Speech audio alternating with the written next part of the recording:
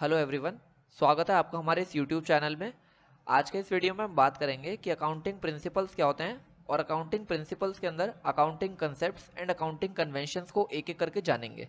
सो बने रहिएगा वीडियो के एंड तक, जिससे आपको इंपॉर्टेंट पॉइंट मिस ना कर पाए। वीडियो काफ़ी इन्फॉर्मेटिव होने वाली है। सो मैं इस वीडियो के अंदर आपको सारे पॉइंट्स इन डिटेल और एग्जाम्पल्स के साथ समझाने वाला हूँ। सो वीडियो का कोई भी पार्ट स्किप मत करिएगा। तो चलिए शुरू करते हैं अपना आज का ये वीडियो। सबसे पहले हम बात करते हैं कि अकाउंटिंग प्रिंसिपल्स क्या होते हैं। अब जैसा कि हम लोग सब जानते हैं, हर बिजनेस अपने बुक्स ऑफ अकाउंट्स, अपने फाइनेंशियल स्टेटमेंट्स को प्रिपेयर करता है। अगर हमें केस लेते हैं कि अगर कोई बिजनेस, अगर सारे बिजनेसेस जितने भी एग्जिस्ट करते हैं इस वर्ल्ड में, अगर सब अपने स्टाइल से अपने बुक्स ऑफ अकाउंट मेंटेन करेंगे, तो इट इज़ वेरी डिफिकल्ट कि एक दूसरे बिजनेस को हम कैसे कंपेयर करेंगे, कैसे उसी बिजनेस के पास्ट रिकॉर्ड को उसके प्रेजेंट रिकॉर्ड से कंपेयर करेंगे। So it is very difficult. अब पहले के टाइम में क्या होता था, पहले के टाइम में इतनी बड़ी ऑर्गेनाइजेशंस नहीं होती थी, छोटी छोटी कंपनीज होती थी, सोल प्रोप्राइटरशिप्स पे चलती थी, पार्टनरशिप में चलती थी। तो वो लोग अपने हिसाब से अपनी अकाउंटिंग कर सकते थे। बट आज के टाइम में जब काफ़ी बड़ी बड़ी जॉइंट स्टॉक कंपनीज आ गई हैं, काफ़ी सारे उसके अंदर शेयर होल्डर्स होते हैं, सारे उसके यूजर्स होते हैं जो उसकी इन्फॉर्मेशन को यूज़ करना चाहते हैं, अपने पैसे को इन्वेस्ट करते हैं उन कंपनीज के अंदर। तो अगर कोई भी पर्सन अपना पैसा इन्वेस्ट करना चाहेगा किसी कंपनी के अंदर, तो वो चाहेगा कि उसके पास उस कंपनी का सारा फाइनेंशियल रिकॉर्ड हो कि कंपनी प्रॉफिट में है, कंपनी लॉस में है, कंपनी कैसे अपना प्रॉफिट जनरेट कर रही है, क्या उसके क्रेडिटर्स का अमाउंट है, कितने उसके डेटर्स हैं। जितने भी ये सारे फाइनेंशियल रिकॉर्ड्स हैं, तो वो उन सारे यूजर्स को रिक्वायर्ड रहते हैं, सो दैट कि वो कंपनी पे ट्रस्ट करते हैं। वो ये चीज़ देखते हैं कि कंपनी प्रॉफिट के अंदर जा रही है, तभी वो अपना पैसा कंपनी के अंदर इन्वेस्ट करते हैं। अब कंपनीज को ये सारा डेटा यूजर्स को रिप्रेजेंट करने के लिए financial books of accounts maintain करने पड़ेंगे। अब उन बुक्स ऑफ अकाउंट्स को मेंटेन करने के लिए काफ़ी ज़्यादा यूनिफॉर्मिटी चाहिए होती है, एक स्टैंडर्ड सिस्टम, एक स्ट्रक्चर चाहिए होता है, जिसके बेसिस पे जिन रूल्स को, रेगुलेशंस को फॉलो करके जो अकाउंटेंट्स होते हैं वो बुक्स ऑफ अकाउंट्स को प्रिपेयर करते हैं। जो हमारे अकाउंटिंग प्रिंसिपल्स हैं उसके अंदर कई सारे कंसेप्ट्स और कन्वेंशंस हैं, ट्रेडिशंस हैं, जो कि इवॉल्व होते आए हैं टाइम के साथ, और जिन्हें हम इस वीडियो के अंदर पढ़ेंगे स्टेप बाय स्टेप। बने रहिएगा वीडियो के एंड तक। ये जो प्रिंसिपल्स होते हैं, ये फाइनेंशियल ट्रांजैक्शन को और फाइनेंशियल स्टेटमेंट्स को, जो भी हमारे बुक्स ऑफ अकाउंट्स होते हैं, उन्हें रिकॉर्ड करने में एक स्ट्रक्चर्ड वे में हमें काफ़ी हेल्प करते हैं। और इन्हें इन्हें हम जनरली एक्सेप्टेड अकाउंटिंग प्रिंसिपल्स के नाम से जानते हैं। इन्हीं के अंदर अकाउंटिंग कंसेप्ट्स एंड कन्वेंशंस आते हैं। अब ये जो कंसेप्ट्स एंड कन्वेंशंस होते हैं, इन्हें जो अकाउंटेंट्स होते हैं वो काफ़ी ज़्यादा अप्लाई करते हैं, और अप्लाई करके अपने बुक्स ऑफ अकाउंट्स को मेंटेन करते हैं एक स्ट्रक्चर्ड वे में, एक सिस्टमैटिक वे में। जैसा कि मैंने आपको बता दिया है कि अकाउंटिंग प्रिंसिपल्स के अंदर अकाउंटिंग कंसेप्ट्स भी आते हैं और अकाउंटिंग कन्वेंशंस भी आते हैं। अब चलिए देखते हैं सबसे पहले कि अकाउंटिंग कंसेप्ट्स कौन कौन से होते हैं। उससे पहले हम ये जानते हैं कि अकाउंटिंग कंसेप्ट्स क्या होते हैं।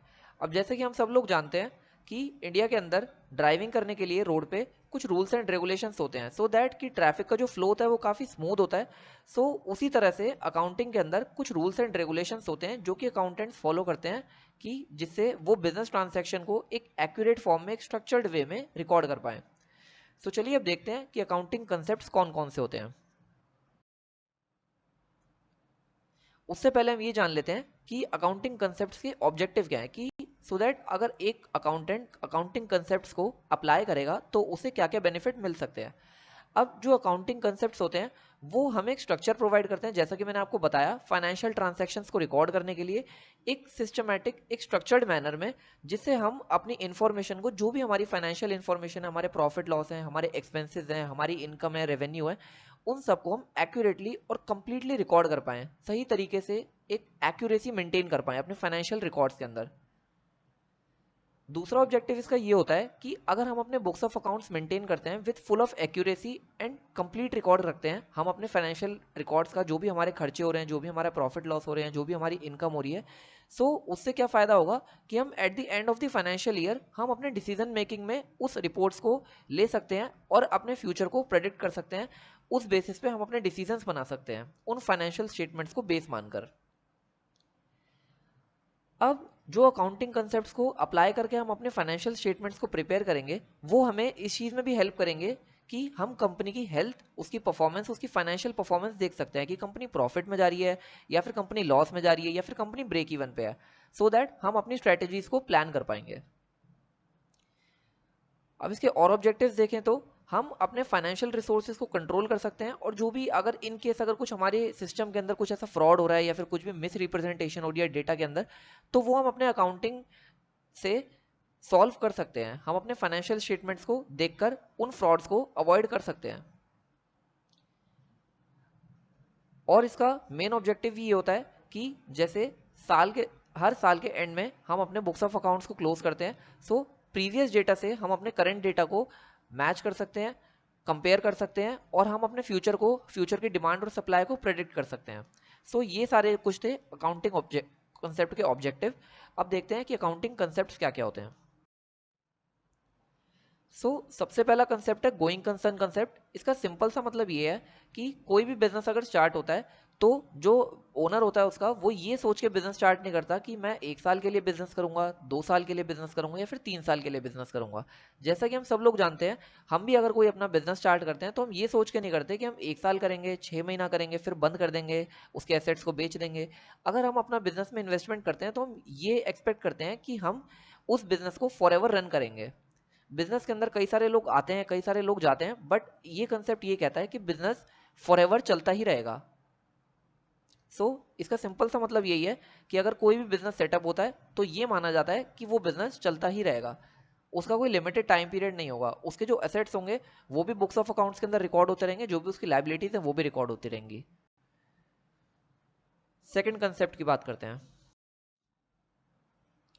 Business entity concept. अब इन दी आइज ऑफ लॉ, हमारी लॉ की निगाहों में, कानून की निगाहों में, जो ऑर्गेनाइजेशन होती है और जो ओनर होता है वो दोनों अलग अलग एंटिटीज होती हैं।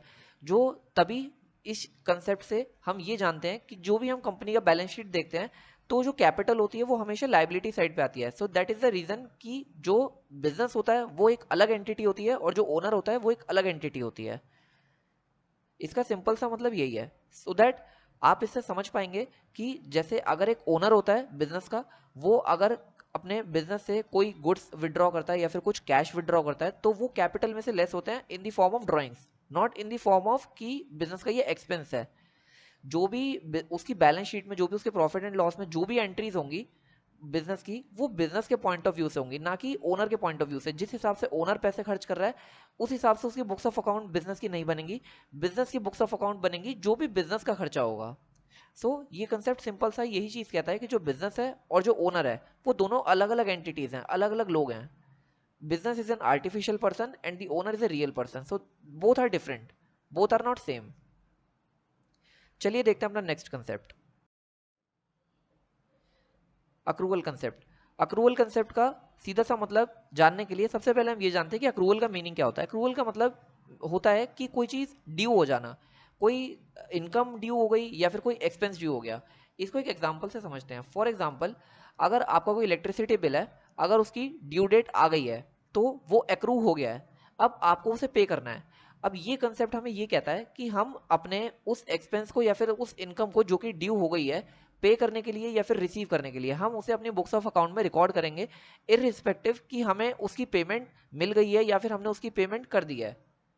इसको एक एग्जांपल से समझते हैं। फॉर एग्जांपल, अगर आपका कोई इलेक्ट्रिसिटी बिल है आपका ऑर्गेनाइजेशन का, अगर वो ड्यू हो गया है, अगर आपको अभी वो बिल पे करना है बट आपने अभी वो पे नहीं करा है, बट आप उसको 2 दिन बाद पे करते हैं, बट उसकी जो एंट्री होगी वो आप अभी करेंगे। ऑन दी अदर हैंड, अगर हम इनकम की बात करें, आपने अगर कोई गुड्स सेल कर दी है ऑन क्रेडिट, अब उसकी पेमेंट आपको 1 मंथ के बाद मिलती है, बट आप उसकी एंट्री आज ही करेंगे क्योंकि आप उसको उस इनकम को लेने के लिए एलिजिबल हो गए हैं, आपका उसका राइट क्रिएट हो गया है। आप इस इनकम को लेने के लिए एलिजिबल हो गए हैं, तो आप उसकी एंट्री आज ही करेंगे क्योंकि आपने गुड्स सेल कर दिए और आपका जो राइट ऑफ रिसीविंग मनी है वो क्रिएट हो चुका है आज।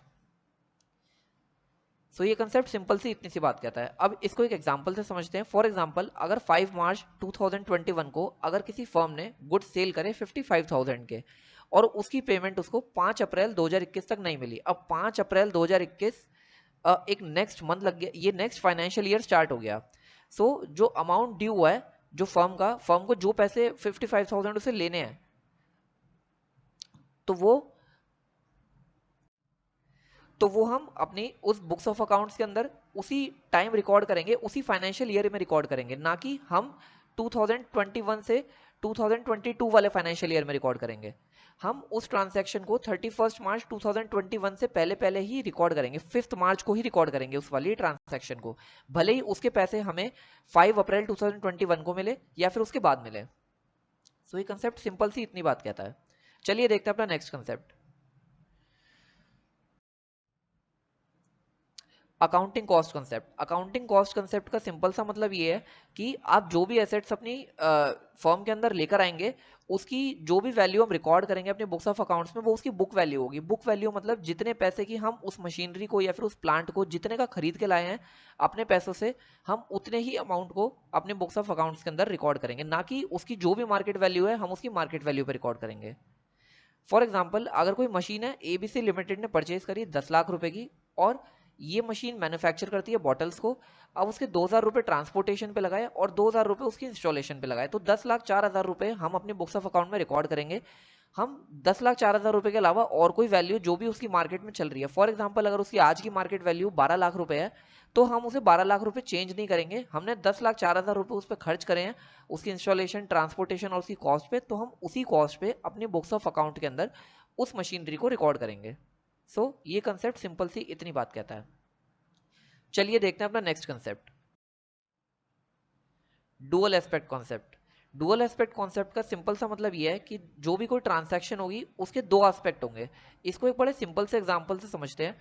अगर आपने 5,000 के कोई गुड्स परचेज करे, तो आपने कैश 5,000 सप्लायर को दिया और सप्लायर से 5,000 रुपीज की गुड्स ले लिए। सो दो एस्पेक्ट हुए इस ट्रांजैक्शन के अंदर, आपके पास से पैसा गया और सप्लायर के पास से गुड्स आपके पास आए। तो ये दो एस्पेक्ट हो गए एक ट्रांजैक्शन के। सो ये कंसेप्ट सिर्फ इतनी सी बात कहता है कि किसी भी ट्रांजैक्शन के दो एस्पेक्ट होंगे, एक डेबिट होगा और एक क्रेडिट होगा। इसकी एंट्री अगर हम देखें तो goods account debit to cash, हमारे पास गुड्स आ गए और हमारे पास से कैश चला गया, तो ये एक ट्रांजैक्शन के दो एस्पेक्ट हो गए। सो ये कंसेप्ट सिंपल सी इतनी सी बात कहता है। चलिए देखते हैं अपना नेक्स्ट कंसेप्ट,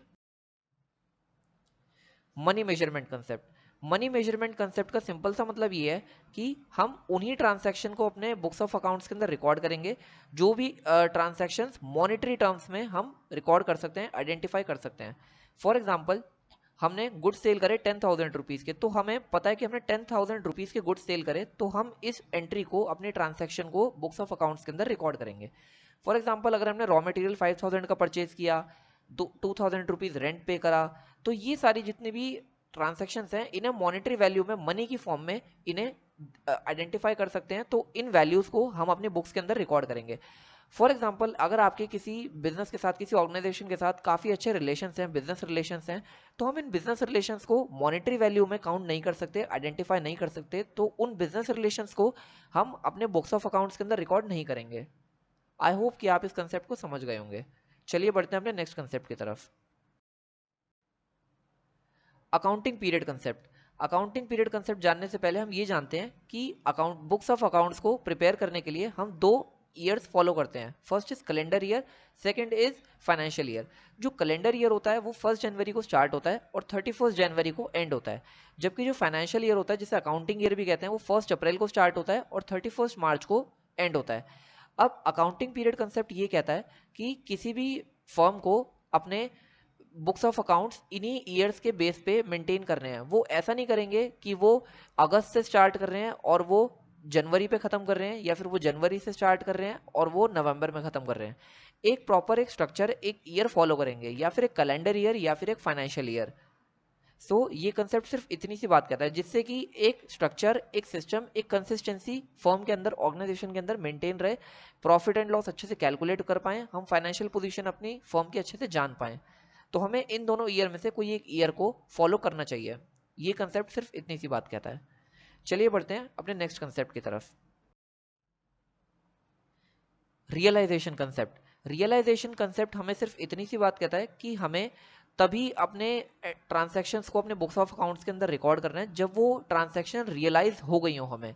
इसको एक एग्जांपल से समझते हैं। फॉर एग्जांपल, अगर आपको किसी ने फ़ोन पे ऑर्डर दिया और आपने एक ऑर्डर रिसीव करा, तो आप उस ऑर्डर को रिसीव करके आपने ये नहीं बुक्स ऑफ अकाउंट में रिकॉर्ड करना कि आपने सेल कर दिए गुड्स को। जब तक आपको उस ऑर्डर के अगेंस्ट पैसे नहीं मिलते या फिर आपने गुड सेल नहीं कर दिए, तब तक आप उस ट्रांजैक्शन को अपने बुक्स ऑफ अकाउंट के अंदर रिकॉर्ड नहीं करेंगे। इसका एग्जांपल यही सबसे बेस्ट होता है कि अगर आपको कोई फोन कॉल पे ऑर्डर रिसीव हुआ और आपको कोई भी पेमेंट रिसीव नहीं हुई, उसने सिर्फ अभी आपसे फोन कॉल पे ये बोला है कि मैं आपको इतना ऑर्डर प्लेस करूंगा, तो आप उसके फोन कॉल के बेस पे अपने बुक्स ऑफ अकाउंट्स के अंदर उतने ऑर्डर की सेल की एंट्री नहीं करेंगे। सो ये कंसेप्ट सिर्फ इतनी सी बात कहता है। तो चलिए बढ़ते हैं अपने नेक्स्ट कंसेप्ट की तरफ। Matching concept. मैचिंग कंसेप्ट हमें कहता है कि जो भी हम एक्सपेंस करते हैं या फिर जो भी हमारी इनकम होती है एक पर्टिकुलर अकाउंटिंग पीरियड के अंदर, जैसे फॉर एग्जांपल कोई ऑर्गेनाइजेशन है वो अपने बुक्स ऑफ अकाउंट्स 1 जनवरी को शुरू कर रही है और 31 दिसंबर को खत्म कर रही है, कैलेंडर ईयर फॉलो कर रही है। तो उस कैलेंडर ईयर के बिटवीन, उसी कैलेंडर ईयर के अंदर ही अगर कोई इनकम उसे हो रही है, अगर उसको इनकम हो रही है बट वो उसे कैश में रिसीव अभी नहीं हुई है बट उसने इनकम रियलाइज कर लिया है, तो वो उस इनकम को उसी ईयर के अंदर रिकॉर्ड करेगी। ऐसा नहीं करेगी वो कि उसे जब उस इनकम का कैश रिसीव होगा नेक्स्ट ईयर में तो वो उसे नेक्स्ट ईयर में रियलाइज करेगी, बुक्स ऑफ अकाउंट में रिकॉर्ड करेगी। ऐसा नहीं करेगी, वो उस ट्रांजैक्शन को उसी ईयर में रिकॉर्ड करेगी, भले ही उसका जो कैश है उसे जो मिलना है वो उसे नेक्स्ट ईयर मिले। सो मैचिंग कंसेप्ट सिर्फ इतनी सी बात कहता है। चलिए आगे देखते हैं। अब देखते हैं अकाउंटिंग कन्वेंशंस क्या होती हैं। सो अकाउंटिंग कन्वेंशंस भी कुछ रूल्स होते हैं जो कि ऑप्शनल होते हैं, जो कि मानने चाहिए, ऐसा प्रेफर्ड होता है, बट अगर ये ना भी माने तो इससे हमारी कंसिस्टेंसी और हमारे स्ट्रक्चर पे कुछ इतना फर्क नहीं पड़ता।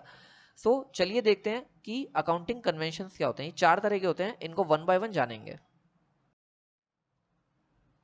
सबसे पहले आता है कंजर्वेटिज्म। कंजर्वेटिज्म का सिंपल सा मतलब ये है कि जो भी हमारी ऑर्गेनाइजेशन, कोई भी ऑर्गेनाइजेशन होती है, उसे प्रिपेयर रहना है लॉसेस के लिए और उसे प्रॉफिट को ऐसा, जब तक प्रॉफिट होता नहीं है तब तक मानना नहीं है, बट लॉसेस के लिए उसे पहले से प्रिपेयर रहना है, उसे सेफ प्ले करना है। उसे मतलब जो भी ऑर्गेनाइजेशन है उसे, अगर उसे लग रहा है कि 1 महीने बाद उसे प्रॉफिट होने वाला है तो वो उसके लिए प्रिपेयर एक बारी को ना रहे, क्योंकि प्रॉफिट होगा तो वो तो बेनिफिट ही हुआ। बट अगर उसे ऐसा लगता है कि उसे लॉस होने वाला है तो उसे लॉस के लिए अपने प्रोविजंस पहले से ही बना के रखने हैं, जिससे वो कोई फाइनेंशियल इश्यूज उसकी ऑर्गेनाइजेशन में ना हो।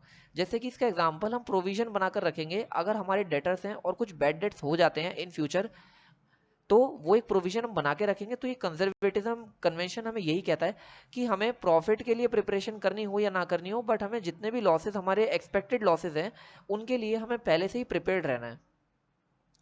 चलिए बढ़ते हैं अपने नेक्स्ट कन्वेंशन की तरफ। Full disclosure. Full disclosure convention हमें ये कहता है कि जितने भी हमारे यूजर्स हैं, जो भी हमारे क्रेडिटर्स हैं, जो भी हमारे इन्वेस्टर्स हैं, जितने भी हमारे फाइनेंशियल स्टेटमेंट के यूजर हैं जो कि हमारी इन्फॉर्मेशन को यूज़ कर रहे हैं, जैसे कि हमारे एम्प्लॉयज़ हो गए, जैसे कि हमारे इन्वेस्टर्स हो गए, जैसे कि हमारे क्रेडिटर्स हो गए, जिन्हें हमारी फाइनेंशियल स्टेटमेंट की देखने की ज़रूरत है, तो हम उन्हें सारी एक्यूरेट इन्फॉर्मेशन दें और जितनी रिक्वायर्ड इन्फॉर्मेशन है हम उन्हें सारी डिस्क्लोज करें अपनी ऑर्गेनाइजेशन की, सो दैट हम उन्हें वो सारी इंफॉर्मेशन दें जो कि उनके डिसीजन को इम्पैक्ट कर सकती है, जो कि उनके इन्वेस्टिंग डिसीजन को इम्पैक्ट कर सकती है। फॉर एग्जाम्पल, अगर हम उनसे कोई ऐसी इंफॉर्मेशन छुपाते हैं जो कि उनके पैसे को डुबा सकती है, जैसे फॉर एग्जाम्पल अगर हमें 1 महीने बाद कुछ लॉस होने वाला है और अगर हमने उसकी एंट्री अपने बुक्स ऑफ अकाउंट्स के अंदर कर ली है, बट एट द टाइम जब हमने वो रिपोर्ट शेयर करी तो हमने उन्हें वो उनसे वो बात छुपा ली और हमने वो चीज़ अपनी बुक्स ऑफ अकाउंट के अंदर रिकॉर्ड नहीं करी कि हमें लॉस होने वाला है, और लोगों से हमने पैसा इन्वेस्ट करा दिया अपनी कंपनी के अंदर, और उसके बाद हमारी कंपनी को लॉस हो गया और हमारे शेयर होल्डर्स को भी लॉस हो गया। तो जितनी भी रेलिवेंट इन्फॉर्मेशन है जो भी हमारे इन्वेस्टर्स के डिसीजन को इम्पैक्ट कर सकती है, चेंज कर सकती है, हमें वो सारी इन्फॉर्मेशन, जो भी हमारी फाइनेंशियल इन्फॉर्मेशन है कंपनी की, वो हमें अपने सारे रेलिवेंट यूजर्स को फुल डिस्क्लोज करनी है। जितनी भी रेलिवेंट इन्फॉर्मेशन है हमें उन्हें सब देनी है, सो दैट वो एक बेटर डिसीजन ले पाएं, और अगर उन्हें लगे कि हाँ हमारी कंपनी के अंदर उन्हें प्रॉफिट मिल सकता है तो वो इन्वेस्ट करें। चलिए देखते हैं कंसिस्टेंसी कन्वेंशन क्या कहता है। कंसिस्टेंसी कन्वेंशन का सिंपल सा मतलब ये है, जैसे कि मैंने आपको बताया अभी पिछले कंसेप्ट के अंदर, कि एक अकाउंटिंग पीरियड कंसेप्ट होता है जिसके अंदर हमें कैलेंडर ईयर या फिर एक फाइनेंशियल ईयर फॉलो करते हैं।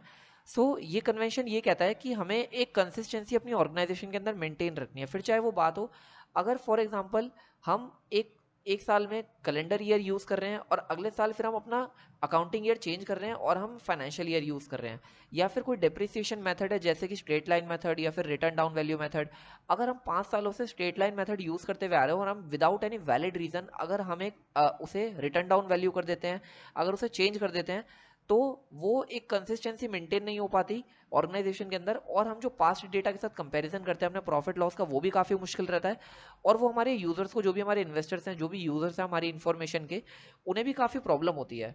सो ये कन्वेंशन यही कहता है कि हमें अपनी कंसिस्टेंसी मेंटेन रखनी है ऑर्गेनाइजेशन के अंदर। अब देखते हैं मटेरियलिटी। मटेरियलिटी कन्वेंशन कुछ कुछ सिमिलर है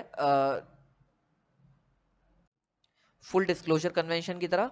जैसे कि फुल डिस्क्लोजर के अंदर हम सारी इन्फॉर्मेशन अपने यूजर्स को दे रहे थे, सो दैट उनके जो डिसीजन है, जो कि उनका इन्वेस्टिंग डिसीजन इंपैक्ट कर सकती है, तो वो सारे इन्फॉर्मेशन हम फाइनेंशियल अपने ऑर्गेनाइजेशन के अपने यूजर्स को दे रहे थे। सो मेटीरियलिटी कन्वेंशन ये कहता है कि हमें एक एक माइन्यूट डिटेल, जो भी उसकी छोटी छोटी डिटेल ऑर्गेनाइजेशन की, हमें वो भी नहीं देनी है। जितनी भी रेलिवेंट इन्फॉर्मेशन है, जो भी प्रैक्टिकल इन्फॉर्मेशन है, जो हमारी कंपनी की फाइनेंशियल पोजीशन बता रही है, जो कि इंपॉर्टेंट है उन इन्वेस्टर्स के लिए, तो हमें सिर्फ वही इन्फॉर्मेशन देनी है, हमें इररेलेवेंट इन्फॉर्मेशन अपने यूजर्स को नहीं देनी है। सो ये कन्वेंशन सिर्फ इतनी सी बात कहता है। So thanks for watching our video. आज की इस वीडियो में इतना ही। आई होप कि आपको सारे कंसेप्ट्स एंड कन्वेंशंस और अकाउंटिंग प्रिंसिपल क्या होते हैं वो सब समझ में आए होंगे। सो लाइक करिएगा इस वीडियो को अगर आपको वीडियो पसंद आई हो। अगर कोई प्रॉब्लम हो, अगर कुछ भी चीज़ में, तो आप कमेंट कर सकते हैं हमें कमेंट बॉक्स में, और अपने दोस्तों के साथ आप इसको शेयर भी कर सकते हैं जो भी स्टडीज़ कर रहे हैं। और आप हमारे चैनल को सब्सक्राइब कर सकते हैं। हम MBA से रिलेटेड, BBA से रिलेटेड, BCom MCom से रिलेटेड काफ़ी सारे एजुकेशनल वीडियोस बना रहे हैं, और बने रहिए हमारे चैनल पर। Thanks for watching our video. Have a nice day.